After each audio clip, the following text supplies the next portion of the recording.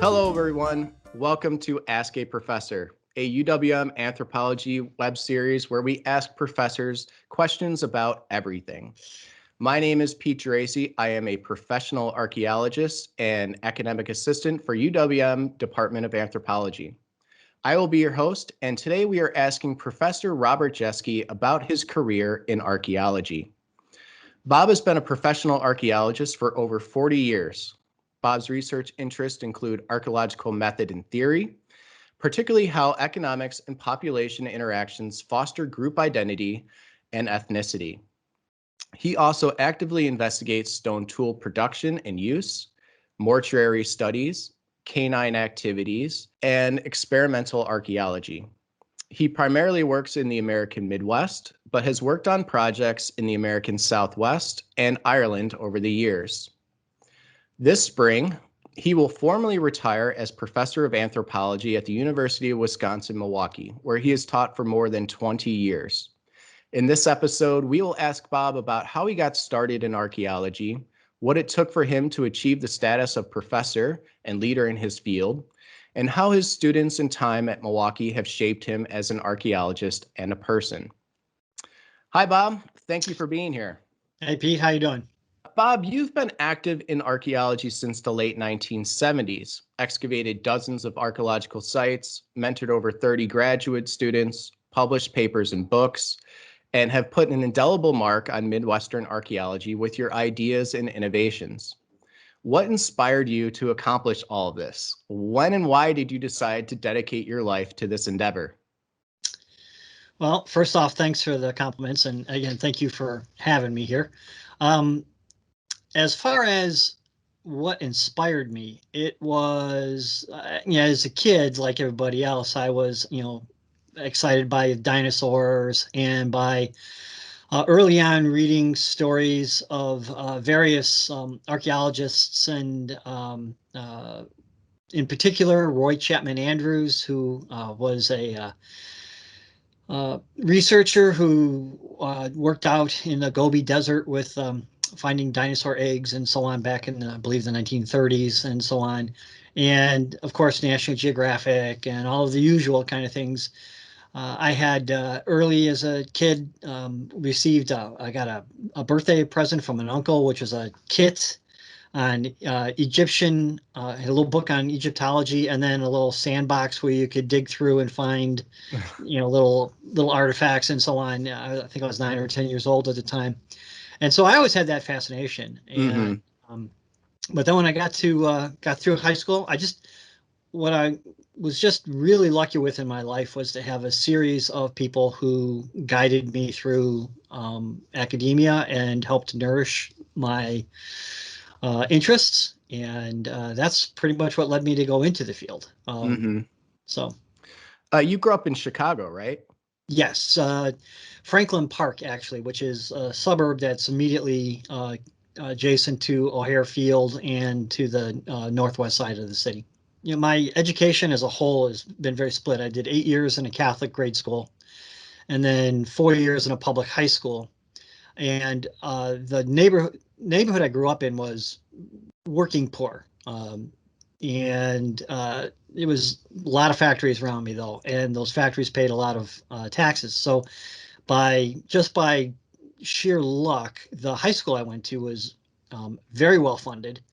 And I had a lot of really great teachers in high school. And I had a lot of really great teachers in junior high. And from junior high through high school, they really also, got my attention, sometimes forcibly having to direct me and direct energies in the right way. Yeah, I can relate to that. Yeah. Yeah. But it did end up with me being able to go to Beloit College, which at the time was, even though it was a private school, was they had a very affordable system. They had a graduated tuition system, so it made it possible for me to get to that private school. And Beloit was a great place. I mean, at the time, the anthropology department was really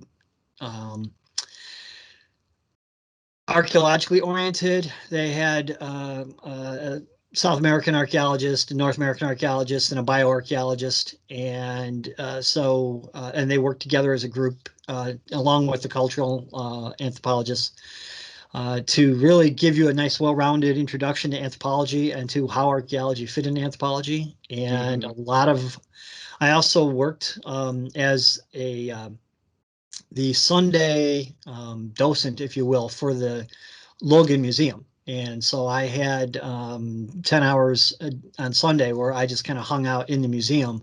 And that allowed me the ability to see what was going on behind the scenes, to look at collections and so on.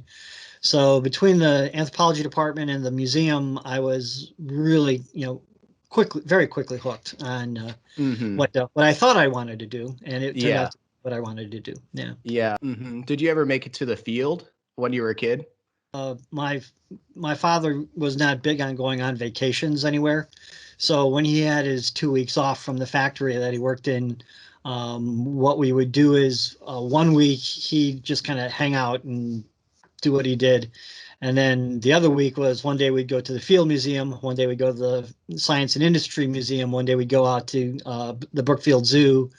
And so, yeah, every year at least, if not, besides field trips in from school, but every year we would do a family outing, to the field and to the Science and Industry museums.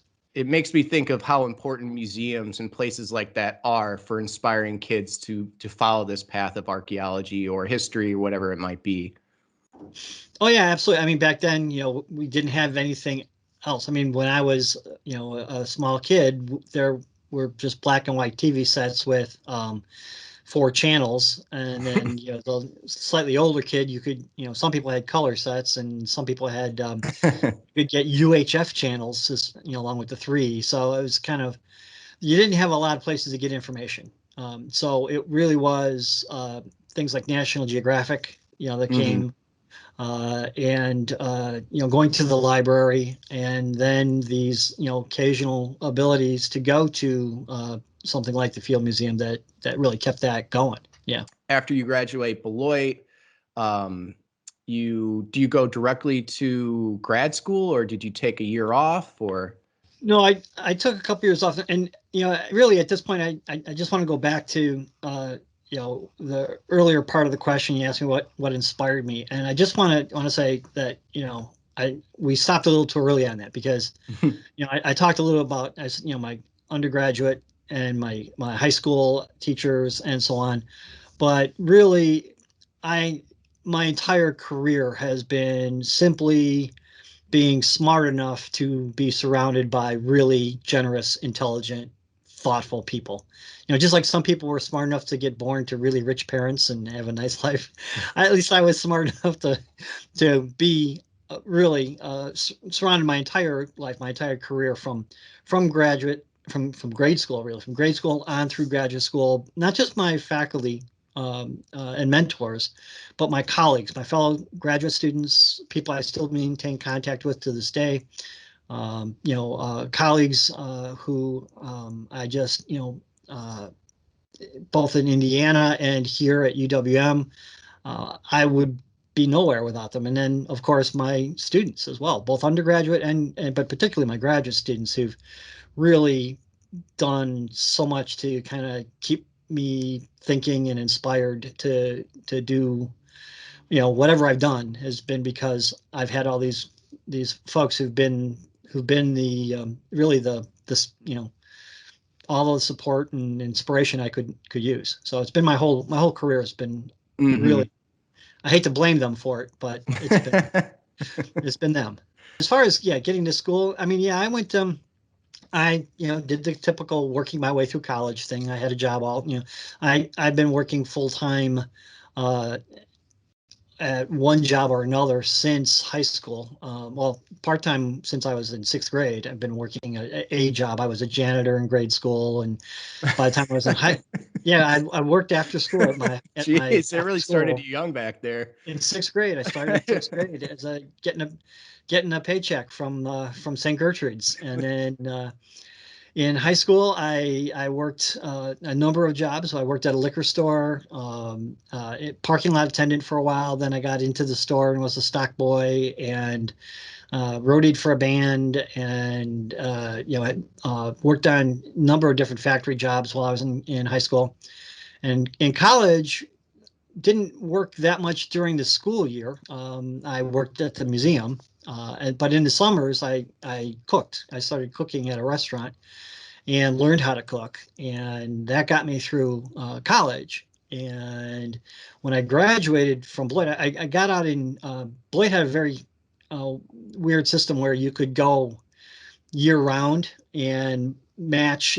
You go like 3 trimesters, they call them. You go 3 in a row, then take 2 off and go somewhere. And I mean, you could mix up your schedule. So you weren't a freshman, sophomore, or junior kind of thing. It was, are you a first termer, a fifth termer, sixth termer? They used to do it by that, they put you in those categories. Anyway, I managed to finish up a half a year ahead of time by running a couple of trimesters together at the end. And my goal was to get out, work for a little while, and go right back to graduate school. But I got out, I got a job working in a steel warehouse. And I was doing that for about a month, and just decided that they weren't paying me nearly enough to haul as much steel around as I was expected to haul around. And ended up going back to the restaurant that I had cooked in when I was in college, and got hired as a manager and spent 2 years then managing restaurants. So getting a handle on that side of the business side of the restaurant world. And also the company I worked for basically gave me about a year and a half worth of business school classroom learning. So learning about inventory control and all that kind of good stuff in a formal setting was a very interesting kind of a thing to do as well. Yeah, I bet that really came in handy when you were starting off your career as an archaeologist in cultural resource management, when you're having to organize lots of workers and managing supplies and time and all that. Oh yeah. I'm, by far not the first person to note that the one thing that we don't give to our students enough of is practical training in management, in management of personnel, and actually management of our own time and energy as much as anything else. Uh, Go ahead. So related to that, let's talk a little bit about your early career in Illinois. I'm always taken aback by the sheer amount of work you did in the mid 80s.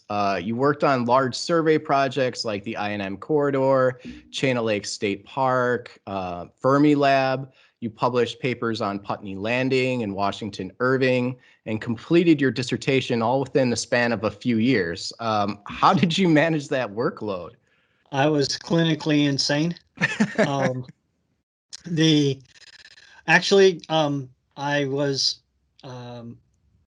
building programs because there weren't any that existed. And back then, cultural resource management wasn't being done that much in the Chicago area because of both the political clout of developers and also the ignorance of archaeologists. I mean, everyone was working, you had the University of Illinois was doing the FIA 270 project, and Campsville had the 408 project. So you had these gigantic, CRM projects going on in rural southern and western Illinois. And no one was really worried what was going around in the Chicago area. And when I was in the later stages of my graduate career, and being a single parent at that point, helping to take care of my daughter, and needing money, I scrambled to find ways to do this. And I just was incredibly lucky. I had people who helped support me. I had Tom Emerson was the head of the Illinois Historic Preservation Agency. He was the first person to give me a large grant to do the Channel Lakes. People like Mark Lynott and Jim Brown gave us the project, the Illinois Michigan Canal project that John Hart and I did together. Rochelle Lurie and I teamed up to form Midwest Archaeological Research Services in 1985. And again, so I had the good luck to have people around me who believed in me enough to, give me these, challenges. For that matter, Stuart Struever helped. I helped him and several other archaeologists, Alex Berkson, and a number of other people set up kind of a northern branch of Campsville up in Elgin. It only existed for a couple of years before the Center for American Archaeology kind of went ballistic and kind of imploded on itself. But I took what we started out there and then moved that along, and then that's when Jim Brown came along, and that's when Tom Emerson came along, and Rochelle Lurie came along, and I was able to help kind of keep that together and turn that into a running project. And Mars to this day still is a growing running concern. Tell us a little bit about Stuart Struever, so that we can get a little bit background on him. Well, Stuart was a very famous, well-known archaeologist. Worked in the lower Illinois River Valley, wrote a lot and coordinated a lot of the early archaeology in the late 50s and 60s and 70s on Middle Woodland, Hopewell in the Illinois Valley. He began the work at the Coster site, which is a world famous archaic site that they began working on in from 69, I think, to 79, something along those lines, about 10 years worth of work at that area. And he basically was if you've ever seen the movie Myths and Mound Builders, which every one of my students have seen, it had, part of the story is, Stuart got this research center in Campsville going that it was initially called the Foundation for Illinois Archaeology. Then it became the Center for American Archaeology. And he also helped to get going with the Colorado, the Southwestern Archaeology out in Crow Canyon. He was part of that. I did not know that either. Yeah, well, it was there, but he managed to kind of the Center for American Archaeology added that on as a branch at the same time we did the Fox Valley or the Elgin thing, and then historically things went in different directions. But did you ever meet Stuart? Yes, Stuart. I was I wasn't one of Stuart's students, but I was one of the last people that Stuart took on on my master's committee. He and Jim Brown and Bob Vieira were on my master's committee. I'm really fascinated by him because he not only was an archaeologist, but like you were saying, he started all these programs, and he was like this self-starter and like a huge cheerleader for archaeology and got a lot of people excited about it. So I'm always curious when I talk to people who actually meet him, was he really like a charismatic guy, or was he just kind of in the right place at the right time? No, he was incredibly charismatic. He had an incredible memory. If he met you once, if he saw you years later, if he didn't remember your exact name, he could remember enough details about it that you'd end up giving him your name and you'd never know that he didn't know your name, kind of a thing. And he was incredibly good at selling archaeology to the public. He was a great public speaker. He was able to, and again, because he had this great glad-handed kind of, politician kind of a way about him. Northwestern University archaeologist Stuart Struever. Campsville was a major river port back in the 19th century, all the way up till about 1920.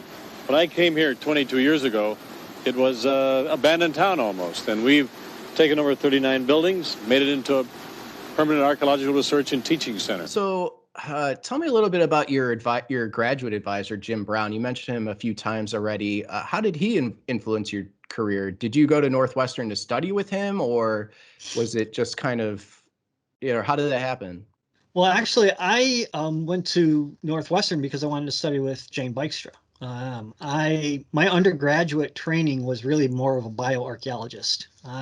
My mentor was a gentleman named Ed Way, J. Edson Way III, actually. And even though I did a field school with Bob Salzer and Bob Birmingham was the assistant director on that field school, my real role model was Ed Way, who had done bioarchaeology of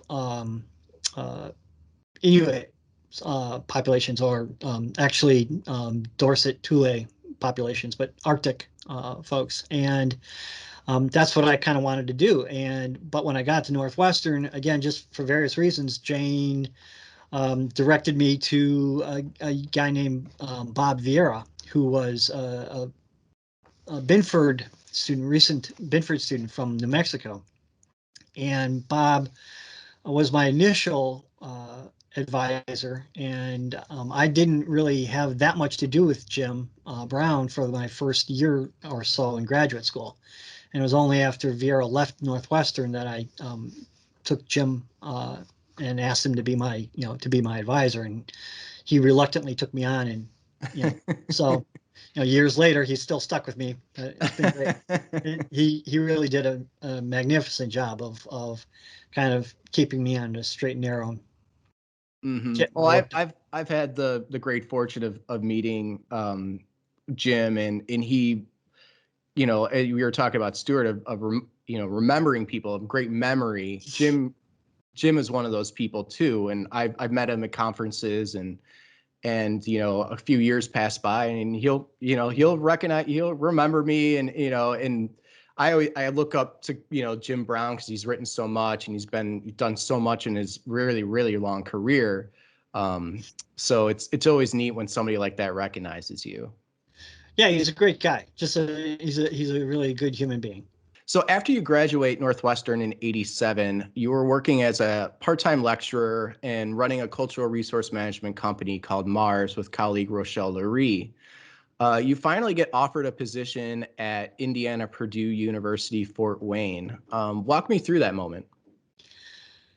Well, it was like any other moment. I mean, actually, I was in the shower when the phone call came. My housemate came and yelled through the door. I needed to get out of the shower because someone from Indiana was calling, and which I'd already gone and done my interview and stuff. So I was actually accepting the job. I was wrapped in a towel, dripping water on the kitchen floor.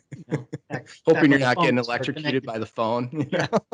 Yeah, back when phones didn't move. Yeah. But basically, what happened was I had been working doing the CRM related things. I started working in CRM in 1979. Actually, the end of '79, I did my first field tech work, and then I did field tech work in Northern Illinois beginning in 1981. I started doing some work up there in '81, and supervising in '82. I started teaching field schools out of Elgin Community College, and through the Center for American Archaeology, '83 and '84. Doing that, but also doing CRM projects with them. It's a combination. Again, it was trying to get the center going. We were doing lots of different things. And by my colleague Rochelle, who had she had finished her dissertation at Northwestern in '82. She was down in northern Florida, or actually University of Western Florida, and she had come back in '85 as I had been working on a number of contract jobs.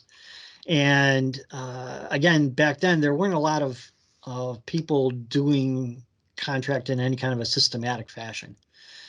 And she came up and we talked over what was happening, and we struck up a partnership and formed Mars. And I believe that was in like February of 1985.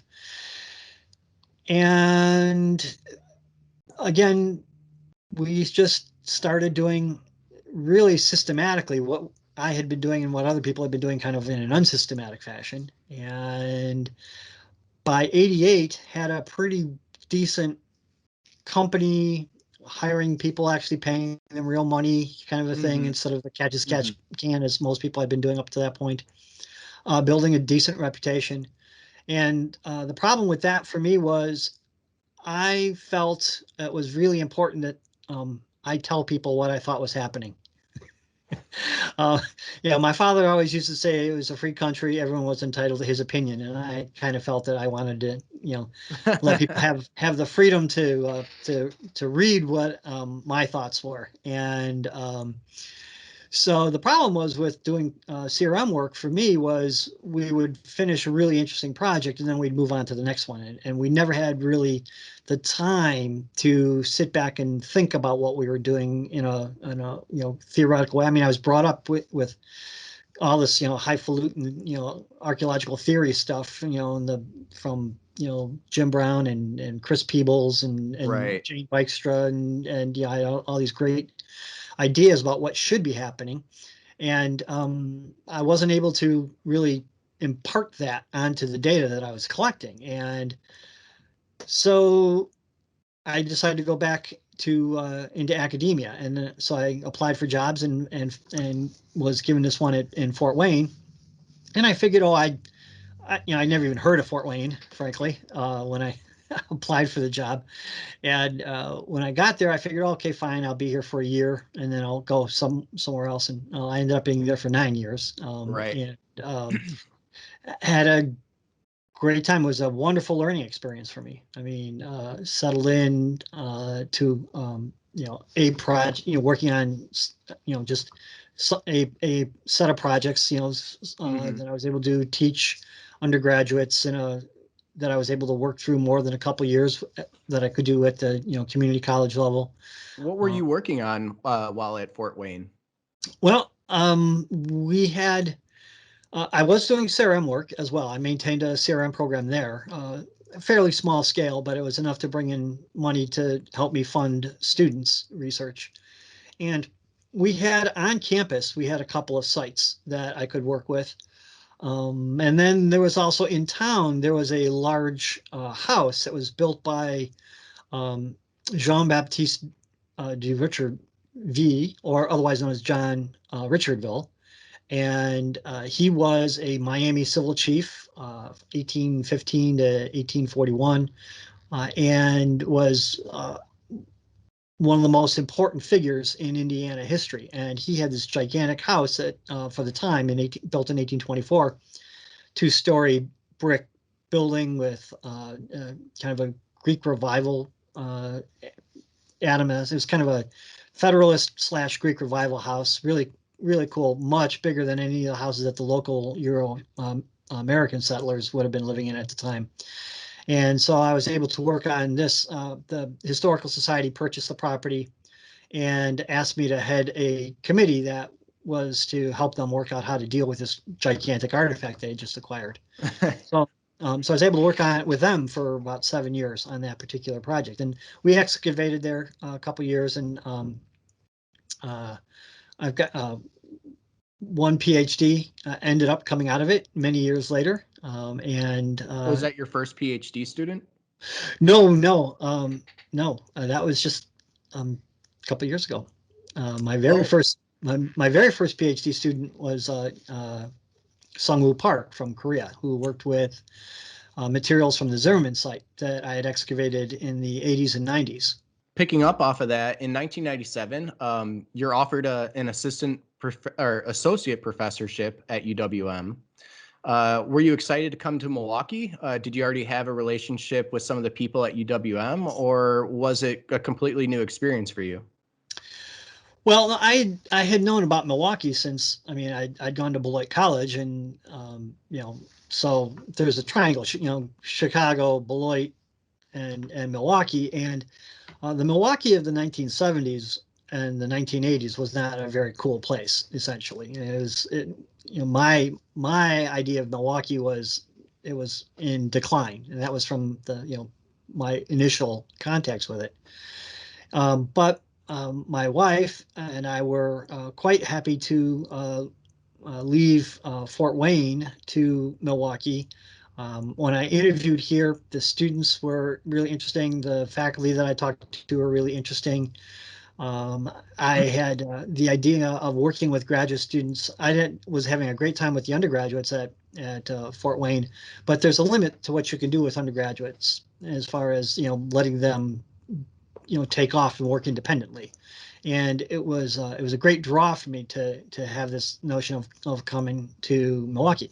I did know some people here. I didn't know any of the faculty really, but I did know a number of the graduate students here because they had been undergraduates of mine at Fort Wayne, and so we had I think three at that time. Three people who had worked with me in archaeology at Fort Wayne had come to UWM and were working on their masters, or had gotten their masters, and were going to begin to work on their PhD here. When my wife and I came to Milwaukee in 1997, we were thoroughly amazed with the city. The change from 1978 Milwaukee to 1997 Milwaukee was astounding. It was we were bowled over, and Milwaukee, as far as I'm concerned, is the nicest place I've ever lived, in terms of what I want out of a place to live and what my wife wanted out of a place. My wife Steely wanted out of a place to live. And we were amazingly thrilled when we got here and have been happy ever since. So I just want to make that really clear. Having kind of trashed it at the beginning of our conversation, I want to make sure that no, I love Milwaukee and it's been great. So just to make that clear. When you first got here to UWM, you were named the director of the Archaeological Research Laboratory, right? Sure, yeah. Well, to be clear, the director of the Archaeological Research Lab is really much more of a honorific title than it is anything else. I don't actually run the lab. None of the faculty report to me. None of the people who work in the lab actually report to me. The laboratory is well, what the laboratory was before I got here, I don't know really. The Mike Fowler and Lynn Goldstein and Elizabeth Benchley and other archaeologists who were here, they had their own kind of a lab. But I came here in '97 with Jim Brown and with Jim Brown. Oh, gosh, this is what happens. This is why I'm retiring, because I can't remember things at all. But John Richards and Pat Richards and Bettina Arnold, Bettina got here I think a year before, and John and I had to sit down and talk over what director of the lab versus director of the cultural resource management program meant. And essentially, John, for 23 years until he retired last year, ran the lab itself. Of everything of any importance, John was, people reported to him. John ran these very large projects with money and that had money and so on. And John was really the heart and soul of what we have today.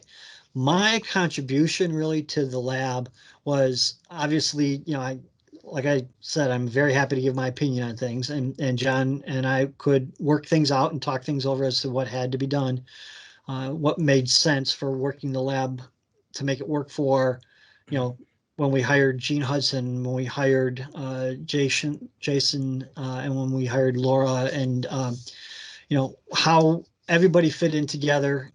And my job, I think, really was to be a liaison between the archaeology, the applied archaeology, and the academic archaeology. And so that really is what I was hired for, was to be able to kind of bridge the gap between cultural resource management and academic archaeology. And I think, between the academic archaeologists, my colleagues on one hand, and the CRM archaeologists that we've had working for us over all these years, we've all been able to work very closely to make sure that graduate students and undergraduate students alike felt part of both academic and theoretical archaeology and an ability to do an applied archaeology. And I think running the field school for all these years with that in mind was a big part of that as well. That's I think was my contribution, was helping to train students who could see both the theoretical and the practical aspects of it, and work with faculty and academic staff with equal facility. A few years after you arrive at UWM, you begin excavating a site along Lake Koshkonong in southeastern Wisconsin called the Crescent Bay Hunt Club site. What drew you to the site, And what are some of the things that you've learned from working there over the past 2 decades? Well, what drew me to the site was desperation. Actually, I had my first summer here, I had a field school to run, and I needed to find a place to work very quickly. And I did find a place. It was on a property of some folks up in River Hills, actually, along the Milwaukee River. And I started to work, unfortunately, either through miscommunication or a number of other factors. They weren't quite aware of the number of people who would be working on their property. And it was clear after a couple of weeks of working at this late archaic site, which wasn't going anywhere. It was all in the plow, not a plow zone, the A horizon of this site. A couple of features, but it wasn't that much. But they were uncomfortable with having so many people on their property. But they had a wood lot, but nonetheless, it was clear to me that they were not thrilled. And fortunately, one of our graduate students here knew that Guy Gibbon, who had gotten his PhD back in the 60s from Wisconsin, but had been here for a short time, had left the notes from an excavation at this Crescent Bay Hunt Club that had been done by Professor Barris out at Wisconsin-Madison. And so we had some notes and some maps in a manuscript, and that had been done in the late 60s, so 1968.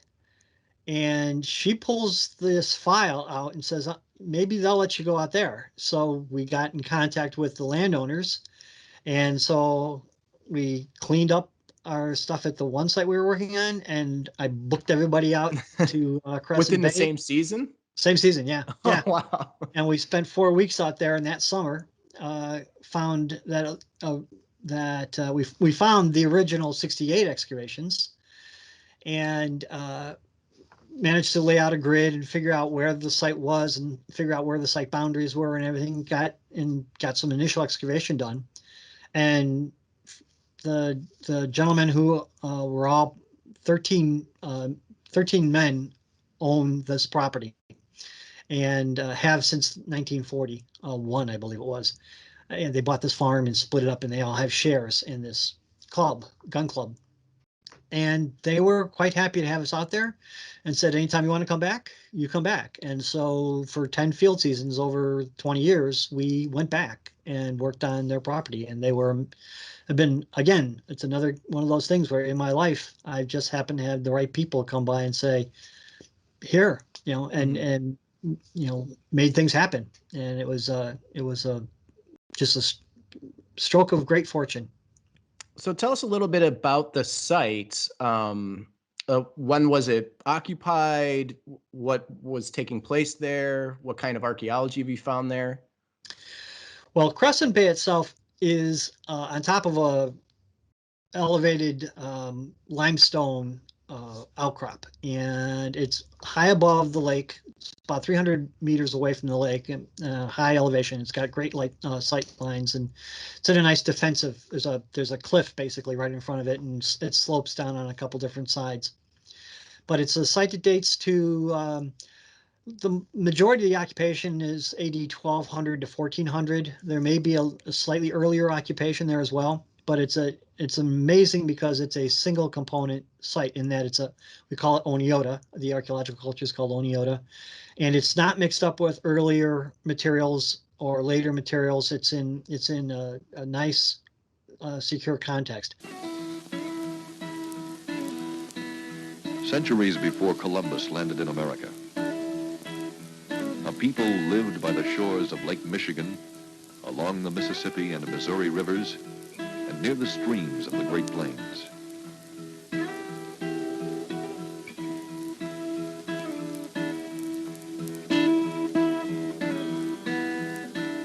Only traces of these ancient Oniota cultures remain today. It's one of a series of sites that runs along this limestone outcrop along the northwest shore of Lake Koshkonong.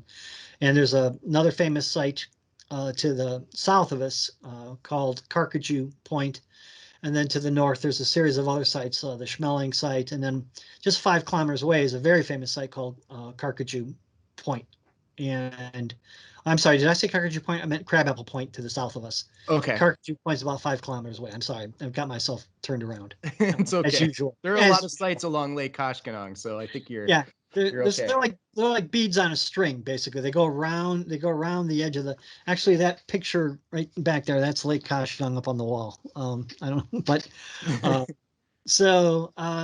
but there's a series of sites, and over the course of 20 years, I've worked at Crescent Bay, but we've also expanded and worked at a number of other sites, including Koshkonong Creek Village, and including Carcajou Point, including Crabapple Point, including a site called the Schmeling site.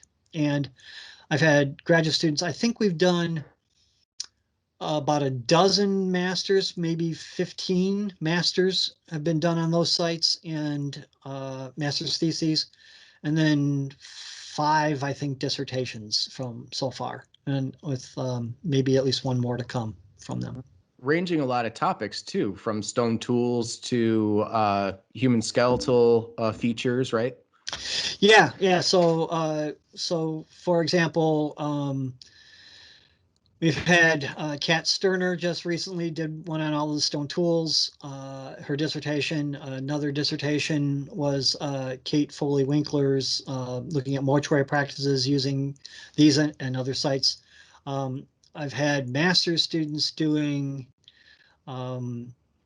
copper analysis, doing the examining chenopodium. Rick Edwards did his dissertation using dietary isotopic data from dogs from the sites to talk about maize and meat. Seth Schneider's did a tremendously large number of ceramics from the site. Other people have done master's theses on ceramics. I've had people do masters on GIS-based information, spatial information, a couple different dissertations along that line. So yeah, just a huge variety of topics have been covered. Not nearly enough. I mean, we've barely scratched the surface of the analysis of the site over the years, but it's been nice, and we finally were able to kind of publish kind of a little bit of a synthesis in 2020 in the Midwest Archaeological Conference's occasional publication series. About 5 students and I managed to kind of write up something on the ceramics and the diets. Rachel McTavish worked with her dissertation materials on the faunal zooarchaeology materials. So a lot of different things. Well, yeah, I mean, I think it's amazing and shows, your range as as an archaeologist, that you're able to advise all these students in this many different topics of archaeology. It's one of the tricks that Jim Brown taught me, which is, the person who's doing their dissertation is going to be the expert in the field, and all you need to know is enough to be able to ask them questions. And so, yes, I know a little bit about stone tools. I know a little bit about ceramics. I know a little bit about, mortuary practices. I know a little bit about copper. I know enough to help direct students to let them become the experts in the field, and it's worked out really well. I bet you've learned a lot too over the years. Oh yeah, oh absolutely. The whole reason for being a teacher or a professor, in my mind, is that you learn from what your students are doing. That's the point. I mean, yeah, you spend a lot of time trying to help them find ways to learn, and you lecture and you ask questions and you cajole and you find things for them to read, and you hopefully find databases for them to work with. But in the end, all of that comes back to you, and all that work comes back to you many, many times over by what they produce. And it's a tremendous privilege to watch that happen. So let's talk about dogs. Everyone loves dogs. Yeah, everybody loves dogs. You published your first paper about dogs in '95 with Larry Kusner, and go on to collaborate with Larry in and others on several papers in the 2000s. And most recently, like you were saying, with one of your graduate students. I know you're a dog owner. You've rescued a number of greyhounds over the years. Were you always interested in archaeology of dogs, or did your own dogs inspire you? Well, it's interesting because, ironically, my first advisor, a guy named Bob Vieira at Northwestern, I came to him with a idea, and I have no idea where I got this idea. It had nothing to do with any of my dogs. I was allergic, and still am allergic to dogs, and so I didn't have a dog. But I asked him, said I want to do my master's on dogs and dog domestication and dogs' effect on the archaeological record. He didn't come right out and call me a moron or an idiot, but from his tone of voice and the way he described my idea as trivial, I could tell that he felt there was nothing useful to do about dogs. So this was in 1980, and I first had the idea to start working with dogs. And so he shot that down, and I ended up doing stone tool analysis from a site in Peru. But the work with the dogs was very serendipitous. I had a number of dogs, and they were just digging holes all over my backyard, and just huge numbers of holes everywhere. And one morning I was out way too early in the morning for me, with a cup of coffee in my hand, and I had a Doberman Pinscher named Roz, who had dug this hole into the side of the small little bank. And I was looking at the hole, and I was looking at the materials that had popped out of the hole. And then as I was looking down, I thought, oh my God, this looks just like a feature I had excavated in 1980 down in the lower Illinois River Valley, at a site called Napoleon Hollow, where we were 2 meters down in 5,500-year-old deposits, middle archaic deposits. And we had found this pit feature that someone had dug into and then had filled it in, and then there's someone else that come by and dug into it and left this spray on the surface. And you could actually see this archaeologically. It was an amazing piece of preservation in the archaeological record. And then I'm in my backyard in Fort Wayne, Indiana. I was on a sabbatical to look at stone tools. And I looked down at this hole in the ground, and I went, huh, this is weird. So I called a colleague of mine, an ethnoarchaeology colleague of mine, and said, hey, anyone done any work on the ethnography of dogs and digging holes?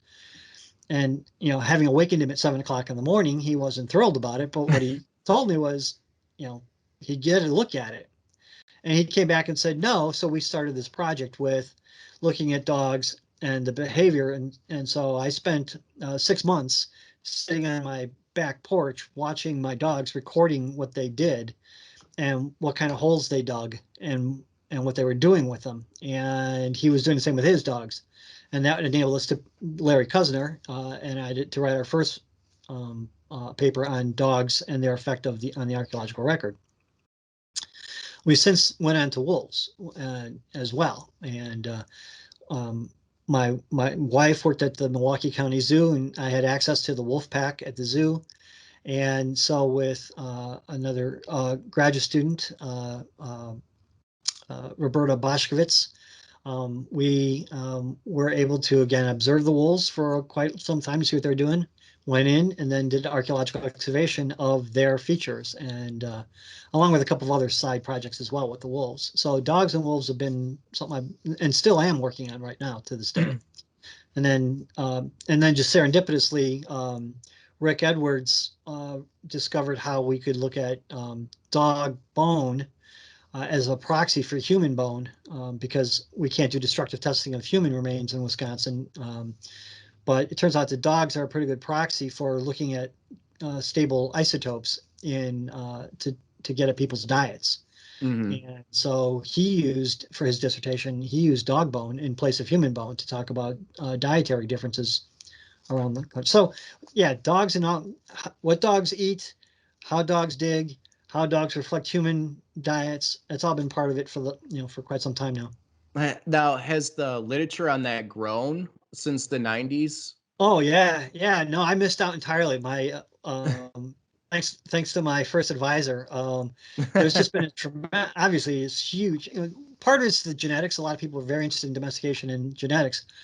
But yeah, a lot of ethnoarchaeology has been done on dogs, but it tends to be what dogs do to bone. So when people throw out bone, how much chewing do dogs? So kind of looking at taphonomy. What Custer and I did differently from most people was instead of looking at what dogs chewed on, we looked at actual how they affected pits and more importantly, pits that we had dug previously. So holes in the ground that we had dug, then watched our dogs go in and rummage through for garbage and stuff. And because that's what we think is important. It's not that when you go to an archaeological site, you're going to look at a bunch of holes that dogs dug, but what you're going to see is a bunch of holes that people dug and then filled in with their garbage. And then dogs go through and rummage and leave a very, leave their signature in how they dig through it. And we think that people, archaeologists have underestimated how much disturbance they have in their features. Because they see these what they think are reused pits, which we're quite convinced aren't reused, but were in fact dug through by dogs. They're cool if very weird creatures. I'm always fascinated by how excited they are to see you when you come home, or they're just like, hello. Yeah. Well, that's the good thing about greyhounds. What I like about greyhounds is when you come in, they come up to you and they say hello, and then once you say hello, then they're like, okay, fine, feed me. You feed them, and then they hang out on their own beds. They're complete couch potatoes, and you walk them once a day. Otherwise, they're a lot like cats, except they don't do the annoying thing where they crawl on your lap or whatever. I don't see any of them jumping on your lap as we speak. It's very common in Zoom calls these days. Yeah, no. Yeah, the greyhounds are for the most part are laid back, very laid back dogs, and so they're easy to deal with.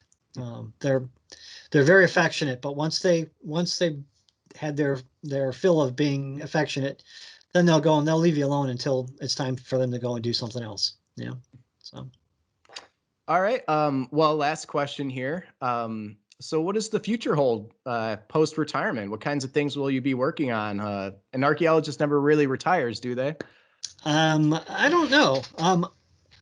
As far as whether they actually retire or not, I think we tend to die before we finish our work. Is the problem, and I have that same problem, which is that I have literally tons of material from Crescent Bay and Schmeling and Koshkonong Creek Village that still have not been completely analyzed. I started with a campaign out there that I would only work one every other year. So take a field season, then take a summer season to do the analysis. So instead of collecting all this material like so many archaeologists did. Well, unfortunately for me, or fortunately for me, depends on how you want to look at it, the sites we excavated were so full of material and so rich that there was absolutely no way, even with a really great crew, dedicated graduate students that I had, including yourself, there is no way to keep up with it. And I have a backlog of material that will keep me going forever and will, be around for future archaeologists to look at. And my goal is to leave everything in a shape that future people can come and use it as a resource. Anything that's not archaeology related that you want to do once you retire, once you have all this free time? Hang out with my wife. Celi's been a wonderfully supportive companion for 30 years now, and more than 30 years now. And I owe her a lot of travel, actually. That sounds nice. Put off, yeah, well, my summers were filled with going out to Crescent Bay, and so I owe her a lot. And so we'll probably be doing some traveling when that becomes feasible again. Just, I love to garden, and so I intend to continue to do that. And there's plenty of the usual projects around the house that need to be done. But I think mostly, you know, when we have the chance, we see our daughter and her husband and our grandchildren out in central Pennsylvania, you know, just, and then friends all over the country, and love to go back and visit various parts of Europe. You know, I particularly like to go to Ireland, but we'll spread out and go to other places as well. Oh, poor shame, you know. Yeah, hopefully, you know, I mean, just obviously depends on how the pandemic works out and how you know, the vaccinations of the world work out. You know, see how that happens. But it would be nice to do a little. But I am going to be anchored to the work. I mean, the work isn't over. You know, like I said, I just have still got lots of questions to answer, I'm sure. Lots of questions to answer, and a lot of things I thought I answered that are probably wrong, and I need to go back and fix them. I You think know how that's that a works. casualty of a long career, though.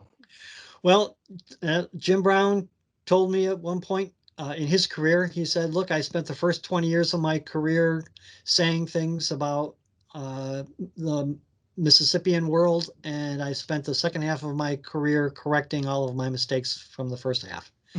And I found myself following in exactly that same pattern, you know. So I've got another, hopefully 20 years to fix what I've messed up.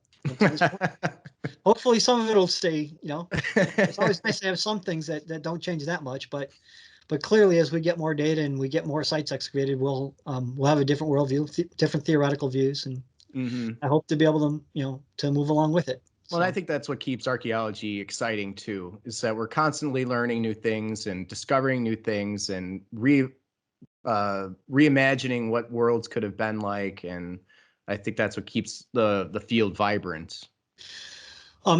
Absolutely. And the one thing that I have that that has worked to my advantage is the fact that I did spend 10 years in Northern Illinois, and then I spent 9 years working in Northern Indiana, very different types of archaeology there. And now that I spent 20 years here in Wisconsin, it's given me very different views of what went on between the Lower Illinois River Valley, the Upper Illinois River Valley, the Upper Rock up here, the Three Rivers area in northeastern Indiana, Ohio, northwestern Ohio area, and it's given me a perspective where I can ask different kinds of questions that the people who've really drilled down in one area haven't been able to ask because they don't get that outside stuff. So I think I've been successful in bringing those different perspectives in. And I just hope that I'm able to maintain that with, you know, let people continue to come in from other areas and keep me honest, basically. So that's the key. Well, great. Well, thanks again for sitting down with us, Bob. I know I can speak for everyone at UWM that your contributions to the department have been critical to making this department one of the best in the country. And I really hope to see you in and out of the lab in the future.